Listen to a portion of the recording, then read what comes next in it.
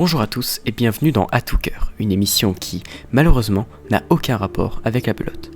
Désolé à tous les cinquantenaires, ce podcast est consacré à la découverte et à la discussion d'une œuvre qui m'a plu et que j'aimerais vous partager.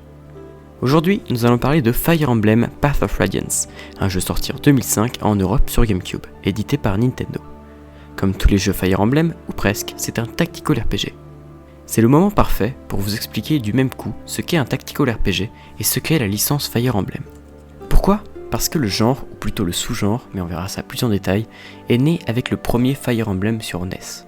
Si on regarde le jeu avec en tête les graphismes des jeux actuels, c'était vraiment pas très beau, mais là on s'en fout.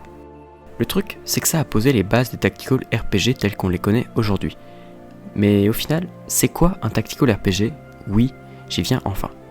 C'est un sous-genre en fait, pas vraiment un genre de jeu. Pour simplifier, c'est un mélange entre le jeu de stratégie en temps réel et le RPG. Ça s'apparente un peu au jeu de figurines sur table à la Warhammer, mais en jeu vidéo. Le principe est assez simple en lui-même. Le joueur a à disposition une dizaine de personnages avec chacun leur classe qui leur donne des caractéristiques et des compétences spéciales. Jusque-là, on s'éloigne pas trop du RPG classique.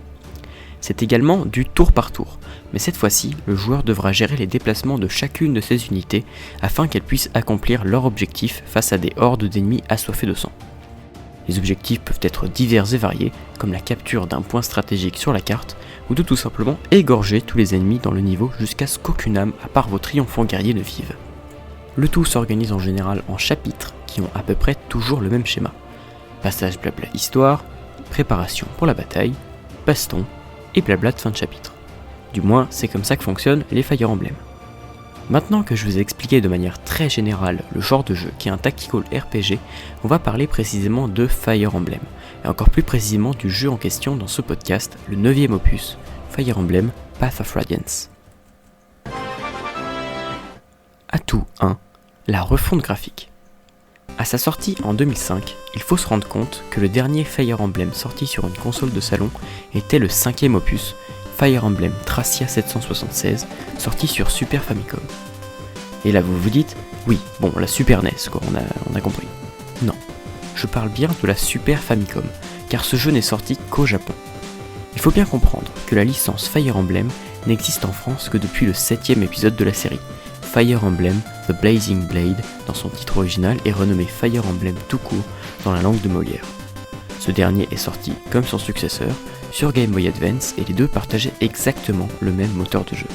En gros, pour résumer, avant 2005, pour un joueur lambda, un jeu Fire Emblem c'était des tas de pixels flashy qui se mettaient sur la tronche. Imaginez maintenant qu'on présente à ce 10 joueurs un épisode entièrement en 3D sur la dernière console de salon Nintendo, la GameCube. Avec un soupçon d'exagération, c'est comme si on était passé de Super Mario World sur SNES à Super Mario Sunshine sur GameCube sans passer par la case de transition, à savoir Super Mario 64 sur Nintendo 64. Là c'était assez simple à deviner. C'est une vraie révolution, déjà pour le passage à la 3D qui est vraiment bien fait. Encore heureux vous me direz, vu que ce passage s'est vraiment fait attendre et que le jeu sort quand même 4 ans après l'arrivée de la GameCube. En plus de ça, l'ajout de cinématiques qui n'ont vraiment rien à envier à d'autres titres sortis la même année sur d'autres consoles ont eu de quoi faire saliver les joueurs, fans de la première heure ou non. C'est beau, l'interface est travaillée et l'ambiance visuelle est réussie. C'est un coup de maître selon moi de la part de Nintendo pour la refonte graphique de la licence. Atout 2, une compilation de bonnes idées. Dans l'industrie du jeu vidéo, il arrive que certains éléments de gameplay dans un jeu soient mis de côté, voire carrément supprimés du jeu final pour diverses raisons. Fire Emblem n'échappe pas à la règle car il existe des fonctionnalités présentes dans des jeux plus anciens qui avaient été peu utilisées qui reviennent dans Path of Radiance. Je pense notamment aux techniques, ces spécificités de personnages qui leur permettent d'avoir des bonus, un peu comme les talents dans Pokémon, à la différence près qu'ils sont assignables. En fait, Fire Emblem Path of Radiance, c'est le Fire Emblem le plus emblématique, avec mauvais jeu de mots. Il réunit tout ce qui fait un bon jeu de la série. Une histoire complexe qui met en avant les relations qu'ont les personnages entre eux, ça on en reparlera. Un système de jeu aussi simple à prendre en main que difficile à maîtriser. Le fait qu'un personnage mort au combat ne ressuscite pas magiquement, etc., etc. Toutes ces choses qui font le succès de la série sont mises ensemble avec des idées anciennes remaniées comme le nouveau triangle des armes qui indique au joueur quelle arme est davantage efficace contre telle arme et des nouvelles bonnes idées comme de nouvelles classes de personnages ou le biorhythme. Cet élément cyclique qui détermine aléatoirement si votre personnage est plus puissant ou non. Bon, ok, ça c'était pas si ouf. Tout ça pour dire que ce jeu est un équilibre parfait entre nouveauté et conservation des anciens systèmes, et que pour un fan, c'est du pain béni, car il n'est jamais agréable de lancer un jeu et de se rendre compte que des nouveautés mal gérées ont été implémentées en dépit du plaisir de jeu. Demandez aux joueurs de League of Legends. Atout 3, les personnages.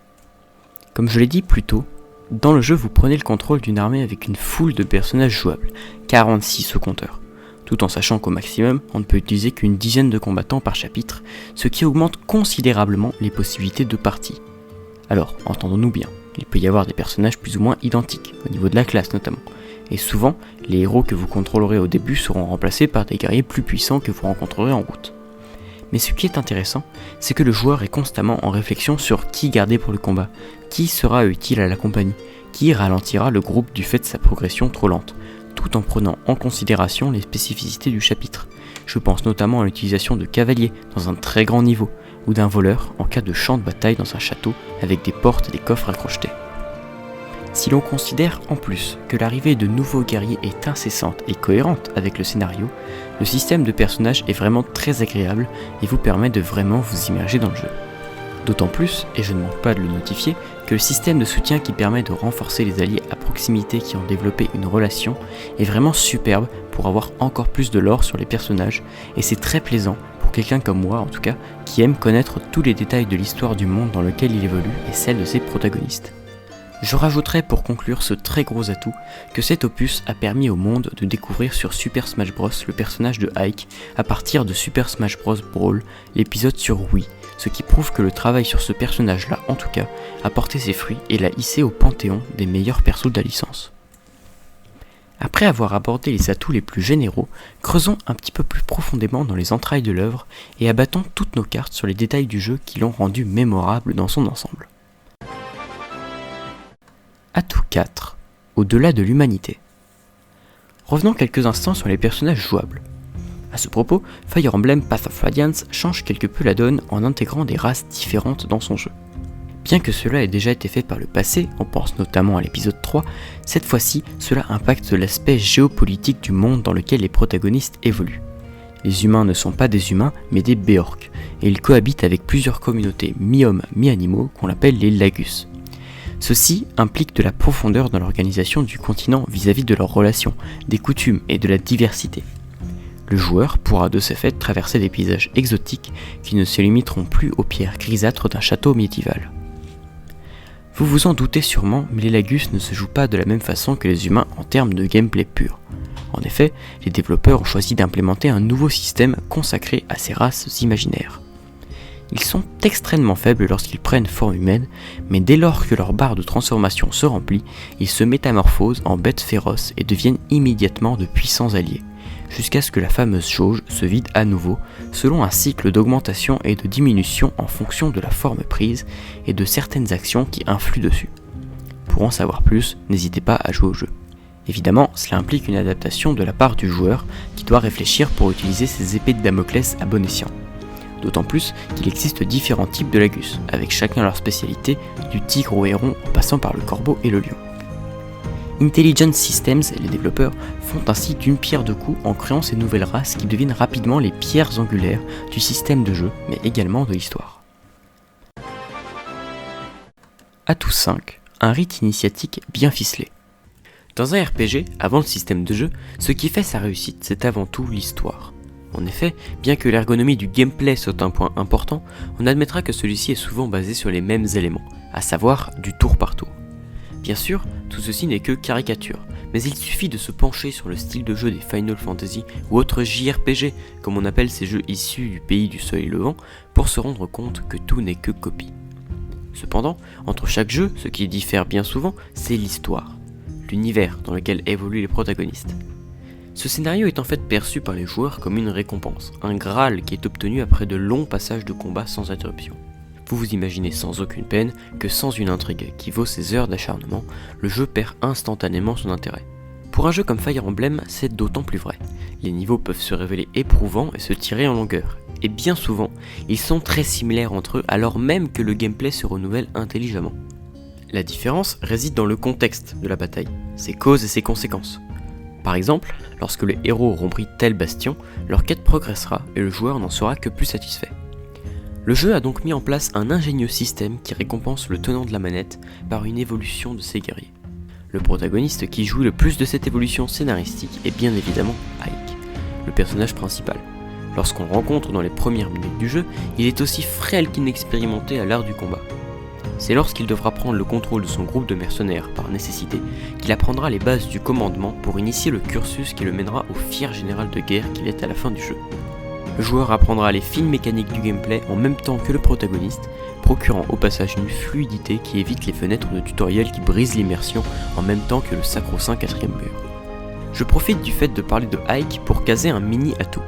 Le fait que le personnage principal ait son caractère bien défini dès le début du jeu et qu'il ne soit pas un énième protagoniste métamorphe, conçu pour être plat au possible afin que tout joueur puisse se reconnaître en lui. C'est par exemple le choix qu'ont fait les équipes de Nintendo pour les jeux Zelda, Link étant tellement malléable à souhait qu'on peut même le renommer. Ici, il est possible de ne pas s'identifier à Ike, et pourtant on l'apprécie et on le suit dans ses aventures avec grand plaisir. Il n'est pas juste l'avatar du joueur et est ancré dans son monde et son lore.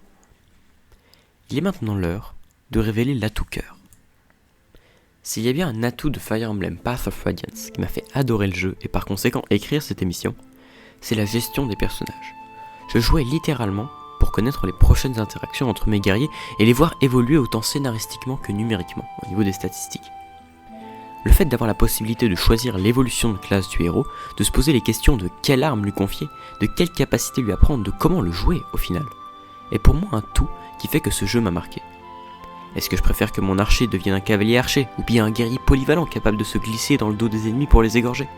Ces questions sont monnaie courante, et leurs réponses sont influées par vos précédentes décisions concernant ce même personnage et ses compagnons.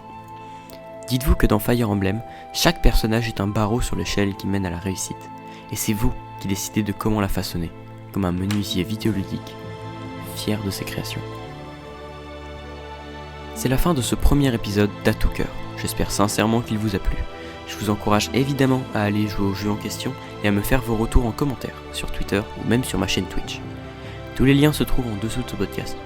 J'espère vous retrouver pour le prochain et vous souhaite un excellent avenir, plein de divertissement.